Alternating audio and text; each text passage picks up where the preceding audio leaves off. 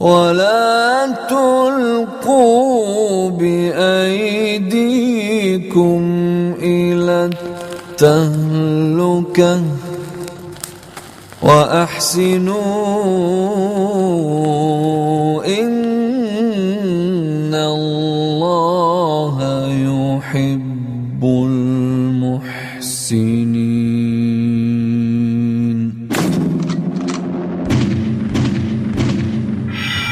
عن ابن عمر رضي الله عنهما عن النبي صلى الله عليه وسلم قال: الكبائر الإشراك بالله، وعقوق الوالدين، وقتل النفس، واليمين الغموس.